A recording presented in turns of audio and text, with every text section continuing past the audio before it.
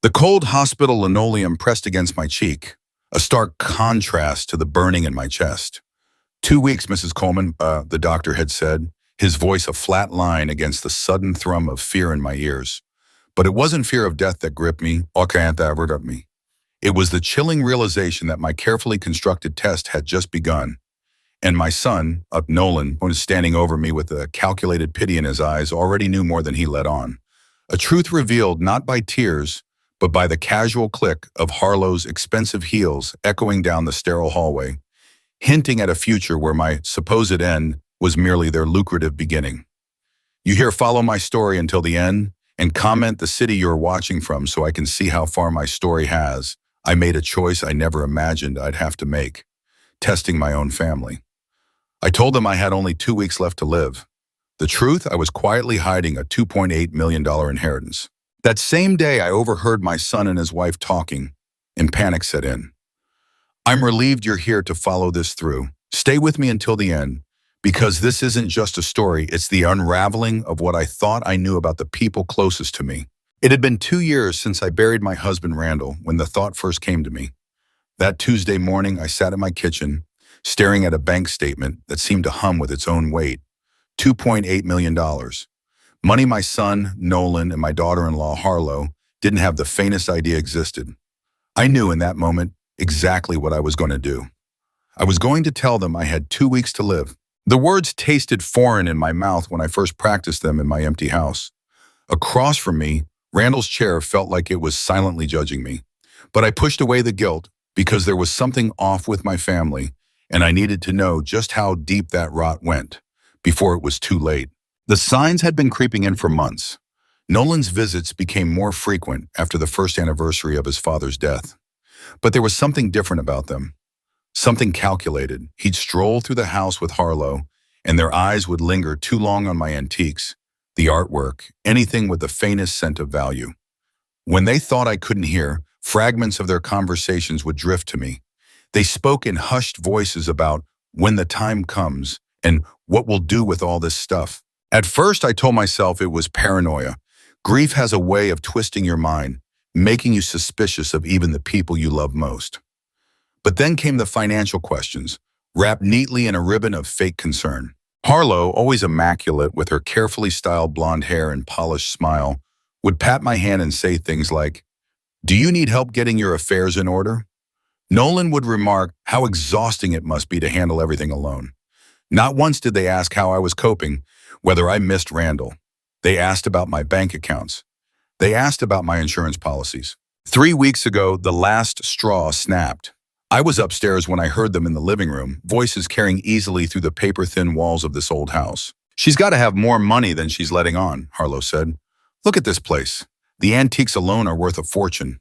"Dad always said he was careful with money," Nolan replied. "There's probably a lot more than we think."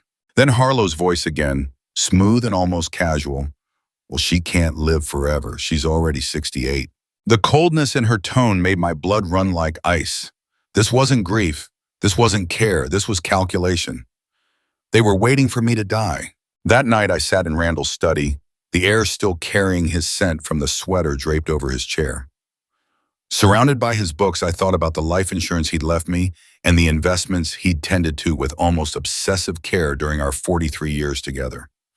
I'd barely touched the money because I couldn't face what it symbolized, the closing chapter of our life. Randall was methodical about everything, especially money. Born into poverty, the fear of it never left him, not even after his construction business flourished.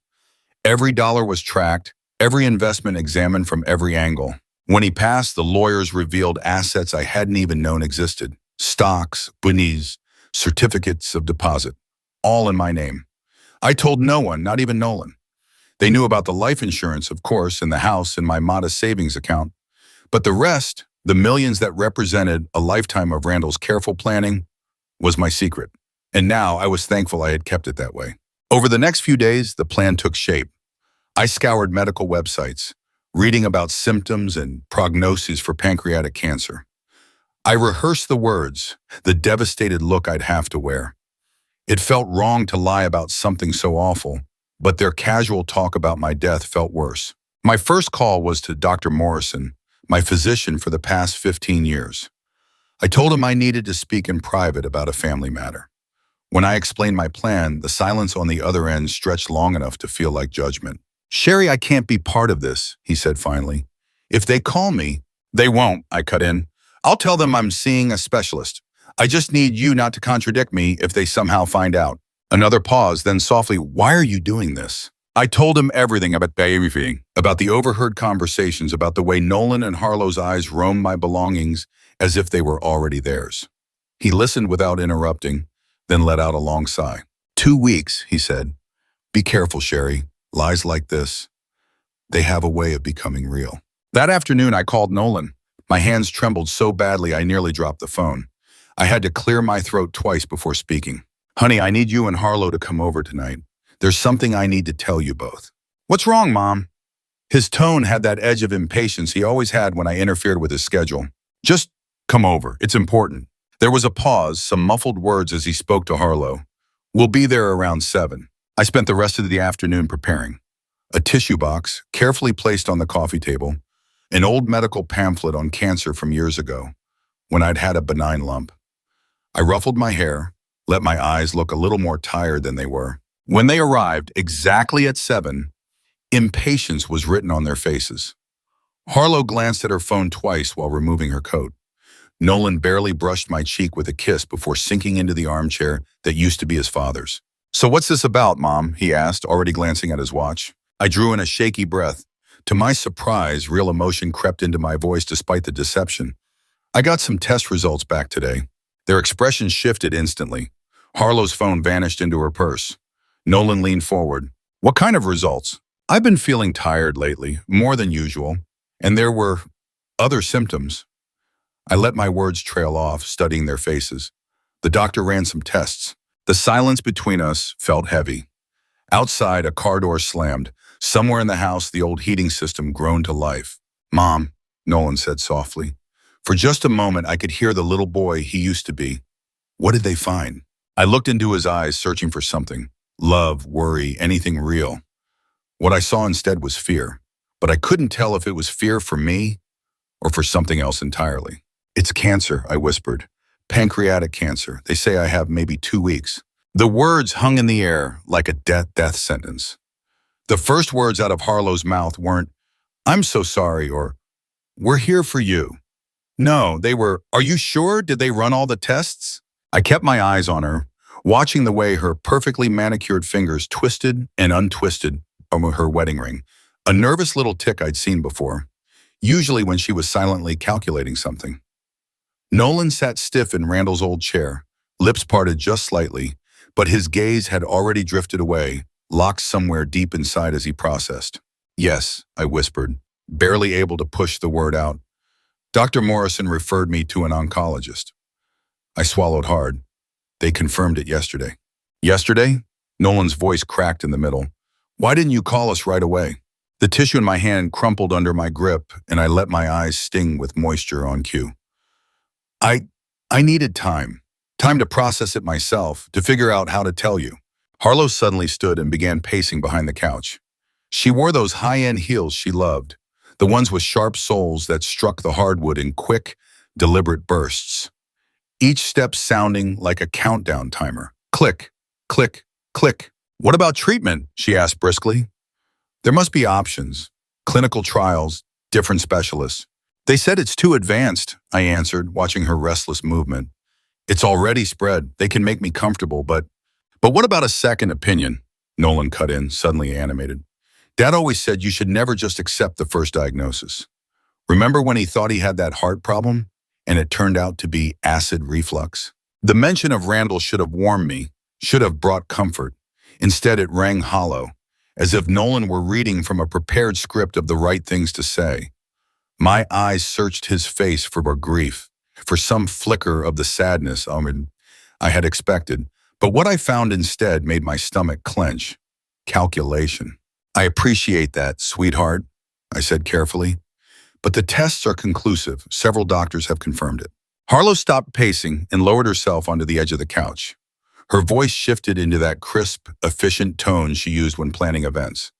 Well, then we need to think practically. Have you thought about arrangements? Arrangements? I echoed. End-of-life planning. She made a vague gesture with her hand, unable or unwilling to say the words outright. Nolan shot her a warning look, but she pressed on. I just mean it's better to get these things sorted while you're still feeling up to it. The legal documents, financial matters. Less than 10 minutes after hearing their mother was supposedly dying, and already the conversation had turned to money. I haven't thought that far ahead, I lied, letting my voice tremble. It's all so overwhelming. Of course it is, Harlo said, her sympathy dripping like syrup, just a little too thick to be real. That's why you have us. We can help you organize everything, make sure nothing slips through the cracks. She exchanged a glance with Nolan, and something passed between them.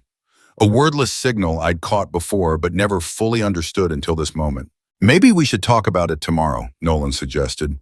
Give you some time to take it all in.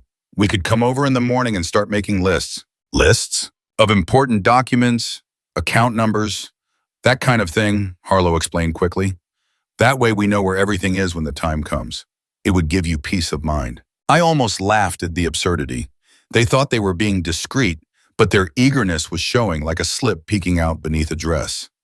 2 weeks left to live, and they were already planning an inventory. I'm not sure I'm ready for that, I said. Harlo's smile tightened, just barely. Well, you don't want to wait too long. Things can move quickly, and if you become incapacitated, that word hung heavy in the air. A quiet threat in disguise. Incapacitated. Unable to make choices. Unable to defend myself from whatever they had in mind. Harlo's right, Mom, Nolan said, reaching over to pat my hand. His touch was cool, mechanical. It's just being responsible. Dad would want you to have everything in order. There it went again. Randall's memory, pulled out like a tool to steer me. The manipulation stung more than I expected. Your father and I already handled most of that, I replied evenly. But we don't know where any of it is, Harlo countered. If something happened suddenly, we'd be completely lost. Bank accounts, insurance policies, investment statements. My heart thudded. Investments? How did she know about that? I'd never spoken of anything beyond a simple savings account. What investment statements? I asked, keeping my tone level. Nolan and Harlo exchanged another quick glance. This time, a flicker of panic flashed in Nolan's eyes. Well, I just assumed, Harlo backtracked smoothly. I mean, Dad was always careful with money. It would make sense if there were investments. But I saw the lie in her eyes. They knew something. The question was, how much? I excused myself to get a glass of water, needing the separation, the quiet. In the kitchen, I gripped the countertop, forcing air into my lungs, trying to make sense of what I'd just witnessed. Their concern wasn't for my pain or even for the reality of losing me.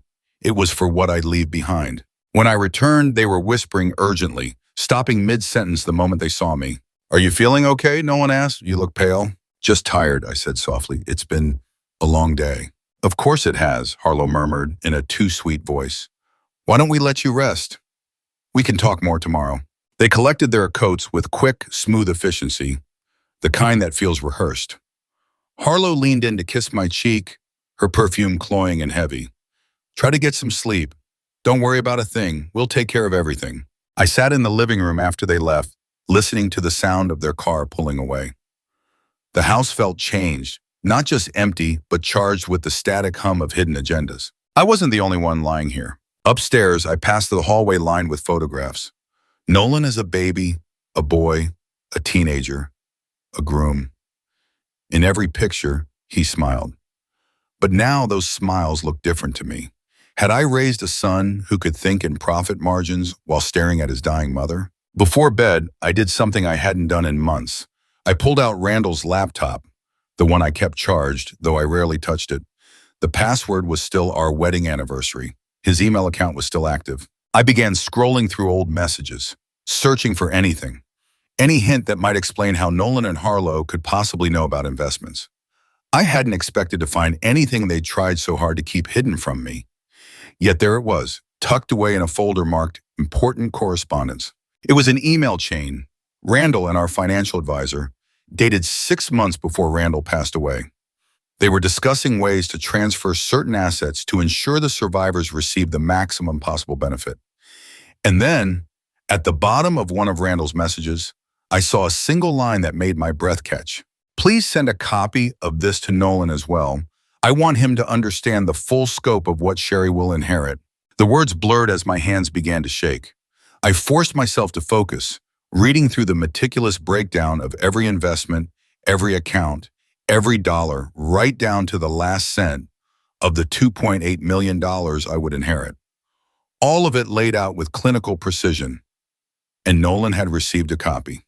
The sense of betrayal slammed into me with a force that made my chest ache sharper, deeper than any pain cancer could inflict.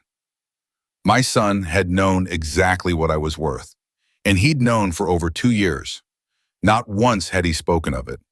He had let me mourn alone, wrestle with impossible choices alone, all while quietly holding on to information that could have offered me stability, comfort even. But the secrecy was only half the wound. The other half was what it revealed about him. He had known about the money, and instead of stepping in to support me or even having an honest conversation, he'd stood on the sidelines, watching, waiting, circling like a vulture over roadkill. I closed the laptop, my fingers numb, and sat in the dim silence of my bedroom. Randall's side of the bed was still untouched, as it had been for months. For the first time since starting this grim little charade, a flicker of doubt crept in. Maybe there were truths better left buried. But then I thought of Harlo's cool efficiency, of Nolan's carefully measured concern, and my hesitation hardened into resolve. If they were capable of this level of deception while I was supposedly dying, what would they do once I was actually gone? The test had barely begun, and already what I was learning about the people I called family chilled me. They came back the next morning, this time with backup. I was still in my robe, deliberately unkempt, letting the morning light highlight my pale, fragile act, when the doorbell rang at exactly 8:30. Through the peephole, I saw Nolan and Harlo, and beside them, a man in an expensive suit holding a leather briefcase. My stomach dropped. "Mom, this is Richard Brennan," Nolan said as the three of them filed into my living room. He's a friend of Harlo's family, an estate planning attorney. Richard Brennan looked as though he'd stepped straight out of a legal drama. Silver hair perfectly styled, confidence oozing from his posture, and a smile so polished it probably had its own payment plan at the dentist's office. He reached out to shake my hand, his voice dripping with rehearsed sympathy. "Mrs. Coleman, I'm so sorry to hear about your diagnosis. Nolan and Harlo thought I might be able to help you navigate some of the legal complexities during this difficult time." I stared at them, genuinely stunned at their audacity. Less than 12 hours after hearing I was terminal, they had already assembled a legal strike team. "I appreciate the concern," I said slowly, my voice calm though my pulse was racing. "But I'm not sure I'm ready to think about legal matters just yet." "That's exactly why we need to act quickly," Harlo cut in, settling herself onto my couch like she owned the place. "These things become much more complicated if we wait." Richard was kind enough to clear his entire morning for us. Richard wasted no time. With the brisk precision of a surgeon, he flipped open his briefcase. "I've taken the liberty of preparing some basic documents based on what Nolan and Harlo told me about your situation. Nothing binding, of course, just a starting point for discussion." One by one, he spread the papers across my coffee table like a dealer sliding out cards. Power of attorney forms, will templates, trust agreements. Just seeing them made my chest tighten, not from the performance I was putting on, but from a very real surge of anxiety. "This feels awfully fast," I said, scanning the stacks of paper. "Mrs. Coleman," Richard said in that patronizing tone lawyers reserve for the elderly, "I understand it feels overwhelming, but with a terminal diagnosis, especially one with a short timeline, we truly can't afford to delay. You don't want your affairs to be handled by a probate court instead of according to your wishes." Nolan leaned forward, sitting in his father's old chair. Richard explained that if we don't get these in place, the state could tie up your assets for months, maybe years. "Your assets could even be frozen," Harlo added smoothly. "Think about how that would affect everyone who depends on you." Everyone who depends on you. The words were deliberate. They were framing themselves as my dependents, people entitled to my money. "I didn't realize anyone depended on me financially," I said flatly. Nolan and Harlo exchanged another of their silent looks, something they'd been doing a lot lately. "Well, we've been thinking," Harlo began carefully, "with everything going on, maybe it would make sense for us to move in here, to take care of you during your final weeks." "Temporarily," Nolan added quickly. just so you're not alone and so we can help manage things as your condition progresses. Richard nodded approvingly. Very thoughtful. It would also make the transition much smoother when the time comes. Having family members already in the household simplifies many legal matters. The transition. They were talking about my death like it was a corporate handover. I'm not sure that's necessary, I said. I'm still feeling relatively well. But for how long? Harlo's voice carried the faintest trace of impatience, though she quickly masked it with concern. The doctor said it could progress quickly. What if you fall? What if you can't reach the phone? She was painting a picture, one of frailty, dependency, tightening the noose without ever showing the rope. This wasn't just about money, it was about control. Richard pulled out another set of papers. These are medical power of attorney forms, he explained. They would allow Nolan to make healthcare decisions if you become unable to communicate your wishes. What kind of decisions? I asked, though I already knew. End-of-life care, mostly. Whether to pursue aggressive treatment, when to begin hospice, those sorts of things. The implications chilled me. They wanted authority over my medical choices while I was pretending to die from a disease I didn't even have. I think I'd like to discuss this with my own lawyer first, I said. The air in the room seemed to drop several degrees. Richard's smile stiffened. Of course, that's your right. I should mention, though, that many attorneys aren't available on short notice. And given your timeline, what my colleague means, Harlo cut in smoothly, is that they said they were just trying to spare me unnecessary stress, as if my plate weren't already full. Nolan stood and walked over to the window, turning his back on us. Mom, he said, his tone carefully measured, I need to ask, are you really comfortable with your current attorney? When's the last time you even spoke to him? Mr. Patterson handles all my legal matters, I replied. He's been our family lawyer for 20 years. Richard leaned forward, his voice carrying the weight of authority. But is he up to date on estate planning? Laws have changed drastically in the last few years. You wouldn't want outdated advice costing your beneficiaries thousands of dollars in unnecessary taxes. It hit me then. They weren't just coming at me from one angle. They were pressing on all sides, urgency, complexity, and the not-so-subtle suggestion that my trusted lawyer was no longer competent. It was a well-planned offensive, and I was starting to see just how much thought had gone into their little morning visit. I'll need some time to think about all this, I said, rising to my feet, signaling that the meeting was over. Richard reluctantly began gathering his papers. I understand your hesitation, Mrs. Coleman, but please don't wait too long. In my experience, families who delay these conversations often end up regretting it. As they prepared to leave, Harlo lingered by the mantelpiece, her eyes gliding over the framed photographs in the small valuables on display. Oh, I meant to ask, do you have a current inventory of your personal property for insurance purposes? Insurance purposes? I echoed. Well, if something happened to the house, or if items needed to be moved. She let the words trail off, but the implication was sharp as glass. She was mentally cataloging my belongings. When they finally left, I sat in my living room, surrounded by the scattered legal documents they had so conveniently forgotten to take with them. Each page was like a peephole into their vision of my future and my death. And not a single one of their plans had anything to do with my comfort or well-being. I picked up the phone and called Mr. Patterson. Sherry, he answered, his familiar voice warm with genuine concern. How are you holding up? I need to see you today, I told him. It's urgent. Of course. Can you tell me what this is about? I hesitated before giving him a partial truth. My family is pressuring me to sign legal documents. I need to understand exactly what I'd be agreeing to. What kind of documents? Power of attorney, medical directives, will modifications. There was a long pause. Sherry, has something happened? Are you ill? It's complicated. Can you see me this afternoon? I'll make time, 2 o'clock. After hanging up, I began examining the papers more closely. Hidden inside the dense legal language were provisions that would hand Nolan and Harlo sweeping authority over my finances and medical care. The power of attorney was particularly alarming. It would give them the right to sell my property, access my accounts, and make investment decisions in my name.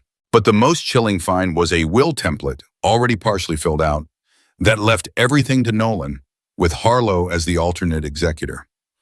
It was as if they fully expected me to sign it without even reading.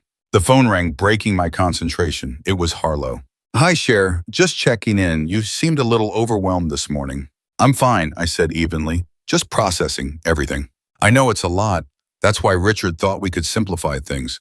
Maybe just focus on one or two documents for now. She was trying to dismantle my resistance piece by piece, making smaller requests sound perfectly reasonable.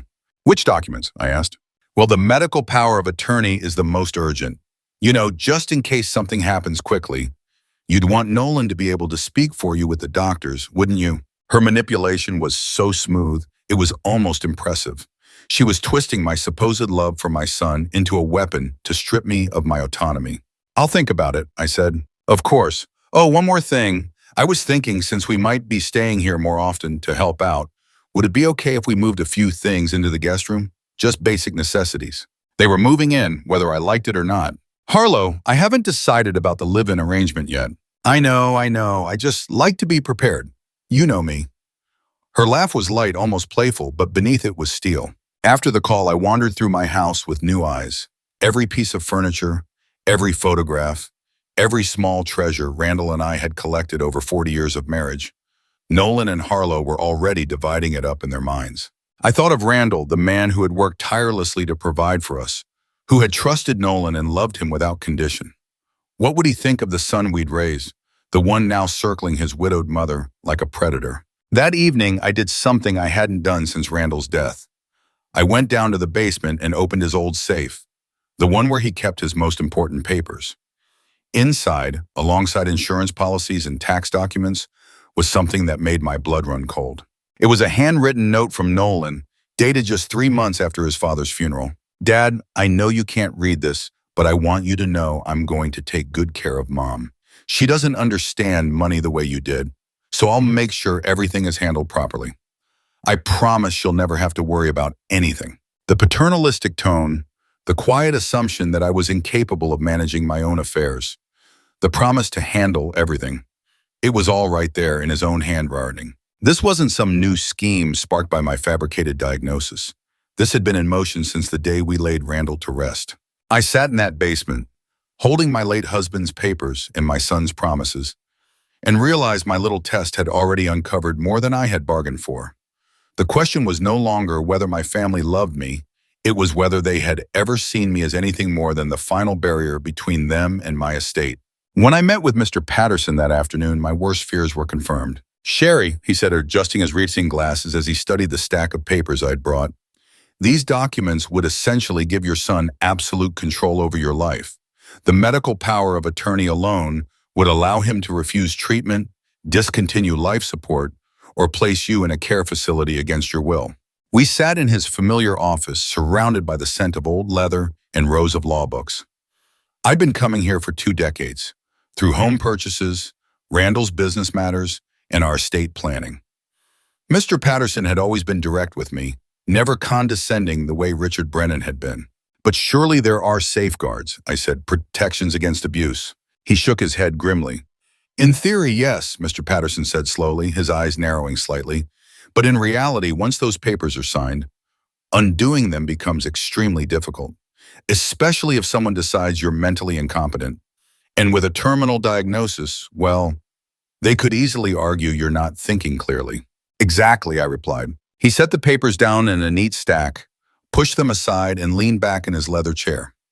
Sherry, he said carefully, I have to ask you something. Are you actually ill? Because if you are, we need to have a real conversation about proper estate planning. And if you're not, I took a breath and told him everything. Every overheard conversation, every subtle shift in tone, the sudden obsession with my finances, and the little test I'd devised to confirm my suspicions. He listened silently, his pen scratching across a yellow legal pad now and then, his face unreadable. When I finished, he let out a low whistle. Good Lord. And you're certain about the inheritance amount?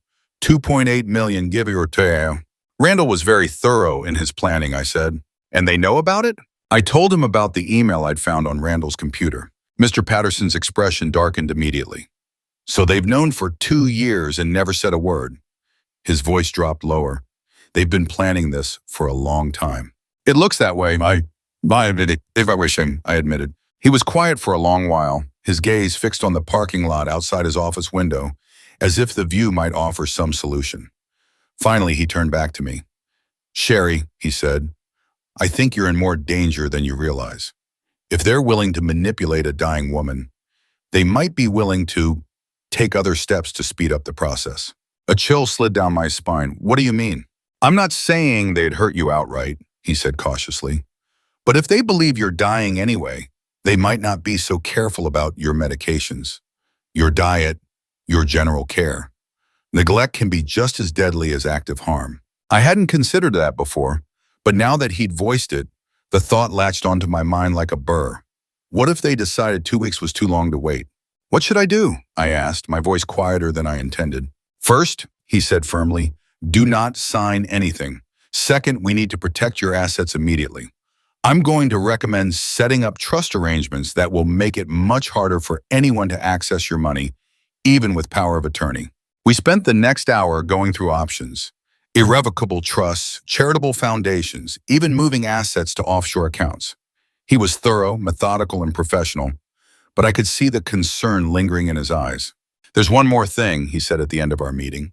I think you should consider hiring a private investigator. A private investigator? Yes, to find out exactly what they've been planning, how long it's been going on, and whether anyone else is involved. Knowledge is power, Sherry.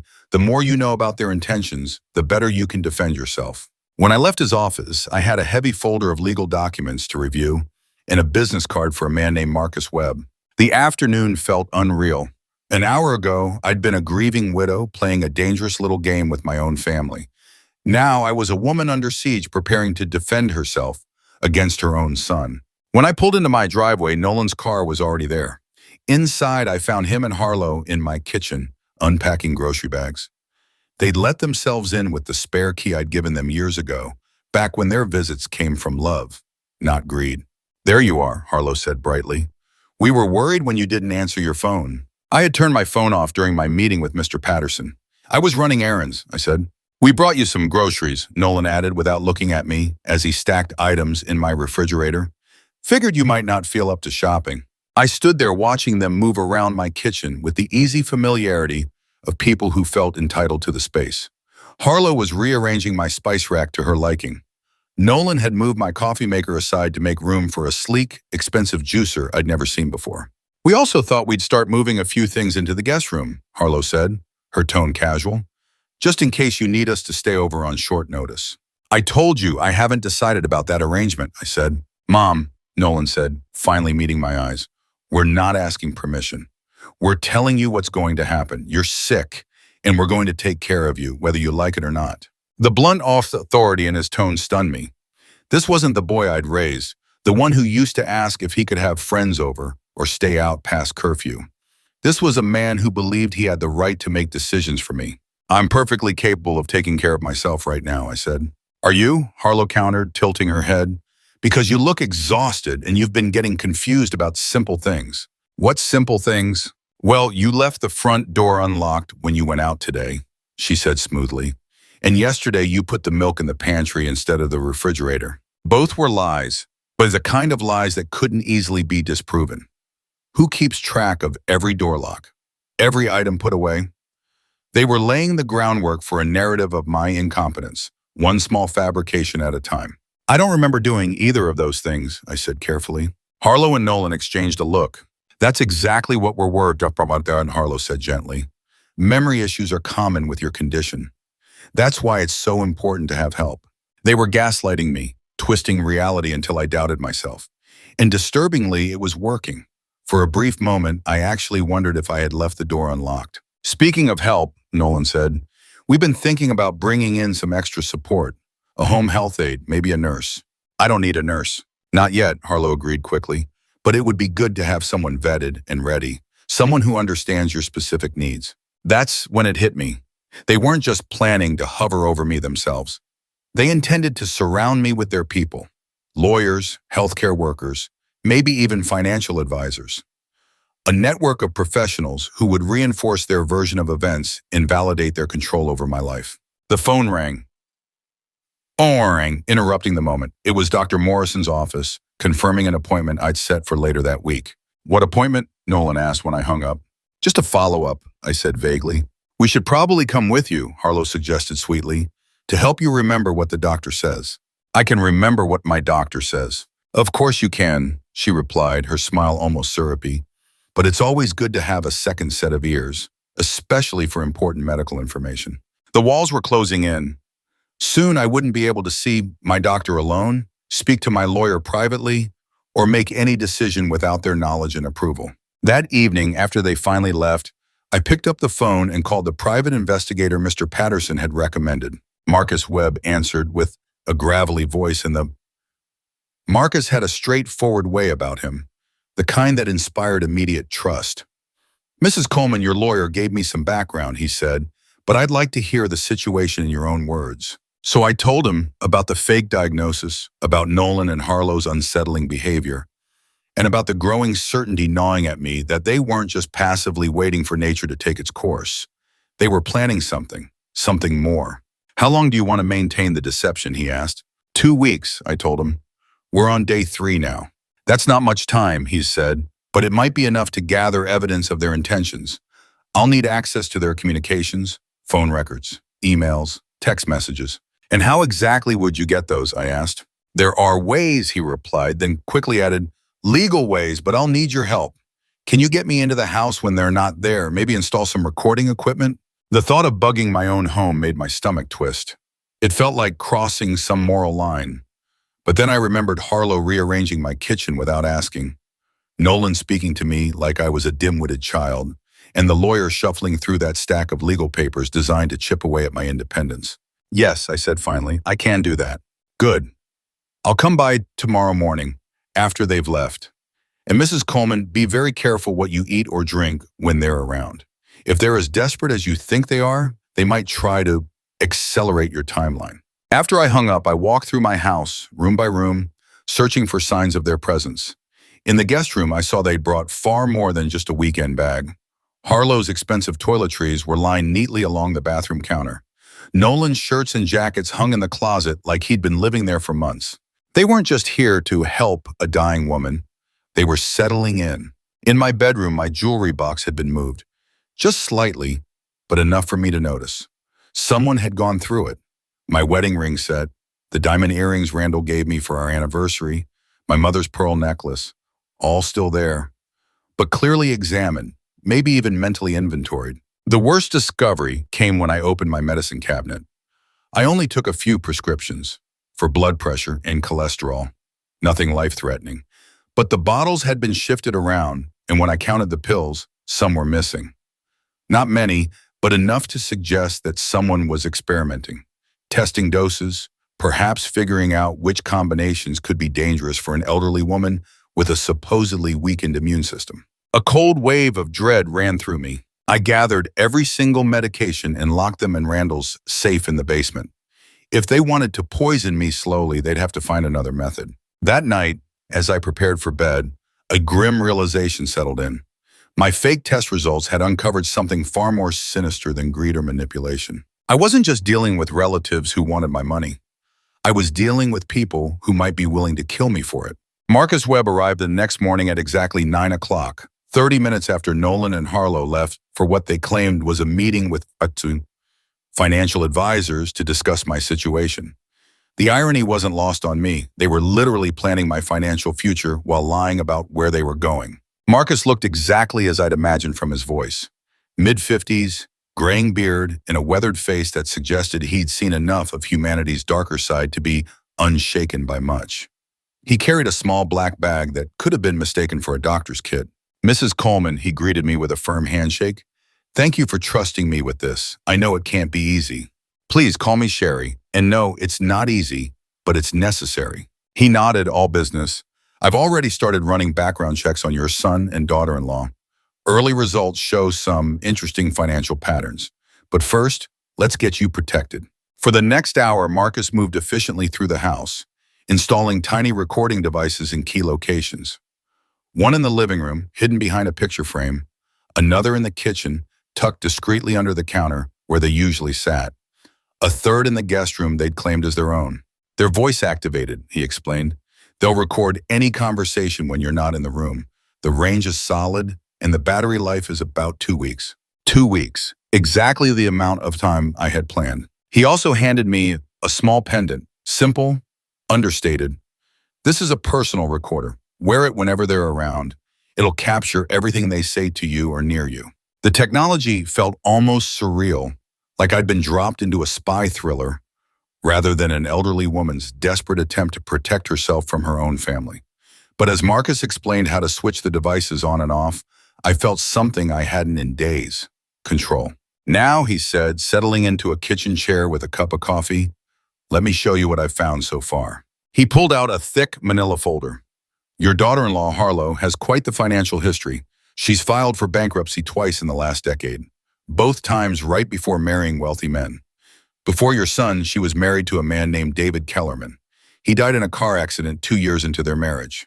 She inherited everything, about $400,000. Burned through it in under 18 months. Filed for bankruptcy again 6 months before meeting Nolan. My stomach tightened. Are you saying she targets widowers? I'm saying she has a pattern, Marcus replied. Wealthy, older men, vulnerable, either from a recent loss or from isolation. She marries them, gets access to their assets, and then he gave a slight shrug. Things happen. What kind of things? David Kellerman's accident was ruled exactly that, an accident, but the circumstances were suspicious. He was an experienced driver. Road conditions were perfect. The car was mechanically sound, and yet he drove off a cliff on a route he'd taken hundreds of times before. The coffee in my mouth suddenly turned bitter. And the insurance paid out in full, Marcus continued. Double indemnity for accidental death. I set my cup down, my hands trembling. Are you telling me she killed her first husband? I'm telling you there were questions that were never answered. And now she's married to your son, who stands to inherit a substantial sum from his supposedly dying mother. The unspoken implication hung between us like smoke. I thought of the missing pills, of Harlo's eagerness to cook for me, of their insistence on managing my medical care, of how quickly they'd moved in. There's more, Marcus said, his tone darkening. Your son's been meeting with a financial advisor, but not for estate planning. He's been looking into high-risk investments, and Marcus had been talking about the need to liquidate large amounts of assets in a hurry. What kind of investments? I'd asked. He leaned back, his voice flat. The kind that bleed money if you don't know what you're doing, or the kind that can quietly hide it from the authorities if you do. That's when he showed me the bank records he'd somehow gotten his hands on. The pages were cold in my fingers, filled with numbers and transactions I didn't want to believe were connected to my own son. Nolan had taken out several large loans in just the past year. Loans secured by a collateral he didn't even own yet. He had used his expected inheritance as leverage. He owes money to 3 different lenders, Marcus explained, his tone grim. And the interest rates alone tell me these aren't your everyday banks. I stared at the papers, my stomach tightening. He's borrowed against money he doesn't have, Marcus continued. Money that depends on your death.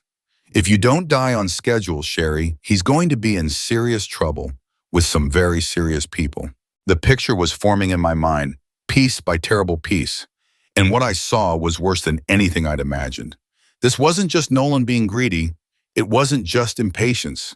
He was cornered, desperate. And Harlo had the kind of experience that made wealthy spouses disappear for good. My throat was dry when I finally asked, what do you recommend?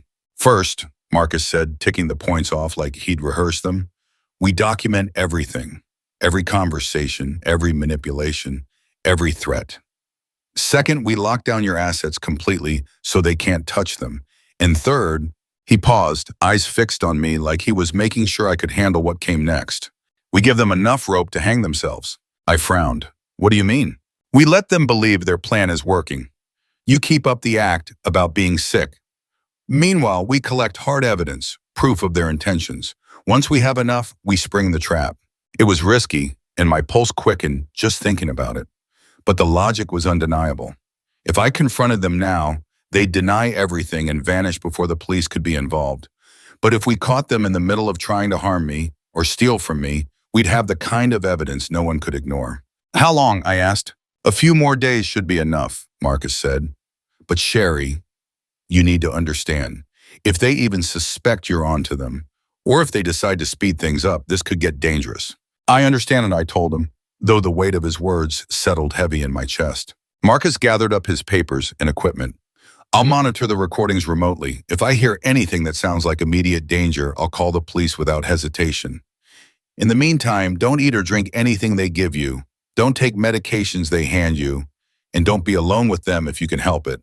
After he left, I sat in my living room staring at nothing, thinking about the woman my son had married. I'd always found Harlo cold, calculating. I chalked it up to a generational difference, maybe even personality quirks. Never, not once, had I imagined she might be a predator, the kind who made a living out of marrying rich and then arranging early funerals. And Nolan, my sweet little boy, the one who used to crawl into my lap during thunderstorms, who'd sobbed when he accidentally stepped on a butterfly. That boy had grown into a man capable of gambling on his mother's death like it was just another financial strategy. The phone rang, cutting through my thoughts. It was Harlo. "Hi, Sherry. How are you feeling today?" "Tired," I said, and it wasn't entirely a lie. Very tired. "That's to be expected," she replied smoothly. "Listen, Nolan and I have been talking, and we think it might be time to call hospice care, just to have them evaluate your needs." My blood ran cold. Hospice care, morphine, potent drugs that could blur the line between a natural death and a planned one. Professionals trained to expect their patients to die, who wouldn't question a sudden decline. "I'm not ready for that yet," I said quickly. "I know it's scary," she soothed, "but they're not there to speed anything up. They just want to make you comfortable. They have protocols to make sure you're not in pain." She let the sentence trail off, but I heard the unspoken words clear as day. "When you die."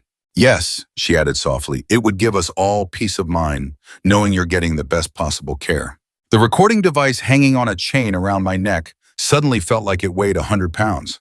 I hoped it was catching every drop of her false concern, every carefully placed push toward a situation where my death would be expected, unquestioned, and convenient. "I'll think about it," I said. "Don't think too long," she warned. "These things can progress quickly, and we want to be prepared." That afternoon, they came back from a trip with supplies for what looked like a long stay. I watched from my upstairs bedroom as they unloaded suitcases, boxes of food, and my breath caught what looked suspiciously like medical equipment. When they came inside, Harlo was carrying a pill organizer, one of those plastic weekly dispensers with little compartments for each day. "I thought this might help you keep track of your medications," she said, setting it down on my kitchen counter. "It's so easy to get confused when you're not feeling well." "I manage my medications just fine," I told her. "Of course you do," she replied, smile tight. "This is just to make it easier. I can help you fill it each week." No, what she wanted was control over my pills. And knowing what Marcus had told me about her first husband's suspicious death, the thought made my stomach twist. "That's very thoughtful," I said evenly, "but I prefer my current system." Nolan appeared in the doorway, his expression tight. "Mom, we need to talk about being more cooperative. We're trying to help you, and you're fighting us every step of the way." "I'm not fighting anything," I said. "I'm just not ready to give up my independence yet." "Your independence?" Harlo let out a short, humorless laugh. "Honey, you're dying. Independence isn't really an option anymore."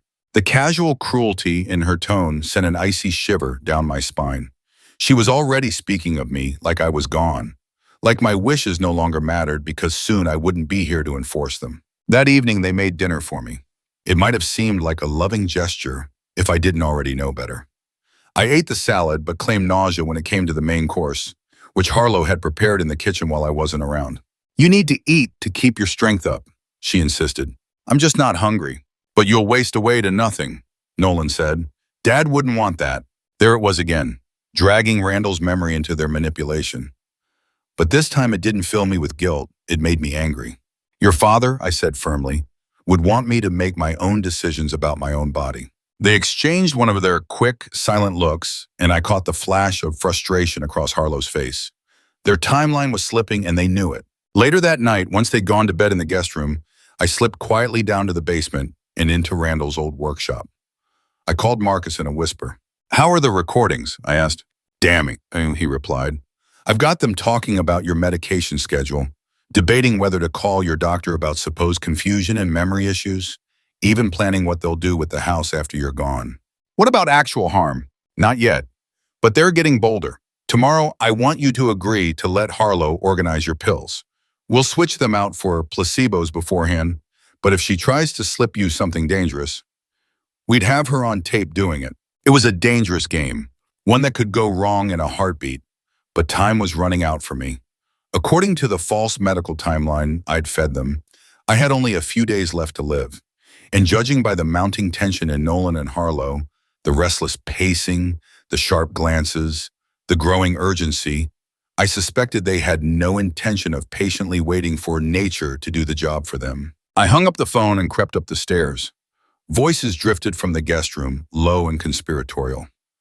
They didn't know it yet, but the tiny recorder hidden in there would capture every word, every whisper. For the first time since this nightmare had started, I felt a flicker of control. They thought they were circling a helpless, feeble old woman, easy prey. But they were wrong. This old woman had claws and teeth, and she was done playing the victim. The end came sooner than any of us had expected. It was the 11th day of my so-called 2-week death sentence when my phone rang at 6 in the morning. Marcus's voice was tight with urgency. "Sherry, you need to get out of that house right now. Don't pack, don't explain, just go." I was in the kitchen, robe tied loosely, coffee brewing, steam curling in the air.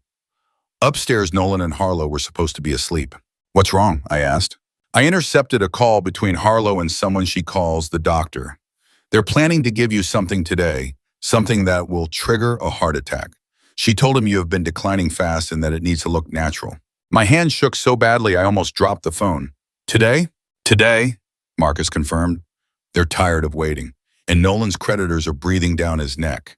There's a window between 7 and 9 when this doctor can come to the house without being noticed." I glanced at the clock, 6:15, less than an hour. What should I do? Leave now. Go somewhere public. Anywhere with witnesses and security cameras. I'm calling the police, but you need to be out first. I hung up and turned toward the stairs to change clothes, but footsteps above me stopped me cold. Too early for them to be awake. The plan had shifted. They were moving faster. I abandoned the idea of going upstairs. Grabbing my purse and car keys from the counter, I headed for the back door. I'd drive away in my nightgown if I had to. My hand was on the door handle when I heard Harlo's voice behind me. "Going somewhere, Sherry?" I turned slowly. She stood at the bottom of the stairs, fully dressed despite the early hour. Her smile was different now, sharper, predatory. The mask of concern she'd worn so well had fallen away completely. "I just wanted some fresh air," I said carefully. "In your nightgown? With your car keys?" She stepped closer. Only then did I see what was in her right hand, a syringe. "I don't think so," she said. My heart pounded so hard I thought it might give out on its own. No poison needed. "Harlo, what are you doing?" "What I should have done days ago." Her tone was flat, almost bored. She kept coming toward me, forcing me away from the exit. "You're taking too long to die, Sherry. And frankly, we're tired of pretending to care." "Where's Nolan?" "Getting ready to play the grieving son," she said with a hint of amusement. "He's actually quite good at it. He's been practicing." The casual cruelty in her voice was chilling. This wasn't just greed or desperation. It was the glee of someone who liked holding power over life and death. "The doctor says this will be quick," she went on, lifting the syringe slightly. "Your heart will just stop, very peaceful, very natural for someone in your condition." I backed into the kitchen counter, my mind spinning. Marcus had promised the police were on their way, but there was no chance they'd arrive in time. I needed to stall, to think, to survive the next 3 minutes. "You killed your first husband too, didn't you?" I said suddenly. She laughed, actually laughed, her eyes bright with amusement. "David, oh, that was a mess. I was young, inexperienced. I've improved a lot since then." Why kill people who trusted you?" "Because they were old and in the way," she said simply, as if discussing the weather. "David was sweet, but he was never going to amount to much. And you're just a lonely old woman sitting on money you'll never spend. At least with Nolan and me, it'll go to good use." "What kind of good use?" "We have plans, big ones. Your little fortune is going to bankroll something much larger." The syringe was inches from my arm now. I could see the clear liquid inside it. Imagine the moment it would still my heartbeat forever. And then a sound that froze us both. Sirens. For a second, her confidence faltered. Then her expression hardened again. "Doesn't matter. By the time they get in here, you'll be gone. I'll just be the devastated daughter-in-law who tried everything to save you." She lunged. 43 years of marriage to a construction worker had taught me more than just patience. It had taught me how to swing hard when it mattered. My hand closed on the coffee pot. I brought it down with every ounce of strength I had. Glass shattered. Harlo screamed. The syringe clattered to the floor. Scalding coffee splashed across both of us. but instead of retreating, she snarled. "You old—" She lunged again with her uninjured hand. "I'll strangle you myself." The sirens grew louder, closer. Then the front door crashed open. Police poured into the kitchen, weapons drawn, shouting commands. "Drop your hands! Get on the ground!" The fight drained out of her in an instant. Blood from her wrist dripped onto my floor, mingling with coffee and patterns that almost looked deliberate. "Where's your son?" an officer asked. "Upstairs," I whispered, getting ready to play the grieving son. They found Nolan in the guest room wearing a black suit and practicing a devastated look in the mirror. He didn't fight the arrest, just kept muttering, "I don't know what you're talking about," like a broken record. Marcus arrived 20 minutes later, followed by Mr. Patterson and, to my surprise, Morrison. "Are you hurt?" Dr. Morrison asked, inspecting the burns on my arms. "I'm fine," I said, then almost smiling. "Better than fine. For the first time in 11 days, I'm not dying." The irony made me laugh, too loudly, a little hysterically. Nearly 2 weeks pretending to fade away, only to almost be murdered for real. In the hours that followed, as police photographed evidence and took my statement, the rest of their plan came into view. Nolan and Harlo had hired a disgraced ex-doctor, stripped of his license for insurance fraud, to orchestrate my natural death. The syringe held a mix of drugs designed to cause cardiac arrest while leaving little to no trace in an autopsy. But even more disturbing was the evidence Marcus had pieced it all together from the recordings. Harlo and Nolan hadn't come up with their plan overnight. They had been quietly working on it for months, just biding their time until the right opportunity presented itself. My faked illness had only sped things along. The borrowed money, Marcus explained, had been the breaking point. Nolan was drowning in debt, over $300,000, and the people he owed weren't the kind to send polite reminders. They had threatened his family if he didn't pay up soon. So to save himself, he had been willing to kill his own mother. I sat there in my living room, now a scene of police tape and evidence markers, staring at Marcus as the words sank in. It was hard to reconcile the Nolan I knew now with the little boy who once brought me flowers stolen from the neighbor's garden, who cried at my bedside when I caught the flu, terrified that I might die. That boy had grown into a man who could calmly inject poison into my veins if it meant solving his financial problems. "What happens now?" I asked quietly. "They'll face charges for conspiracy to commit murder, attempted murder, fraud, probably a dozen more," Marcus said. "And Harlo, well, investigators will likely reopen the file on her first husband's death." Mr. Patterson, my attorney, leaned forward in his chair. "And the money, Sherry, that's still your choice. You could leave it to Nolan if you wanted. Blood is blood, after all." I sat in silence for a long moment, weighing his words. I thought about forgiveness, about the duty we're told we owe to family, about those invisible bonds that are supposed to hold us together no matter what. Then I thought about the syringe, about Harlo's cold, almost amused cruelty, about Nolan rehearsing his grief in the mirror. "No," I said finally, "blood isn't blood when it's poisoned."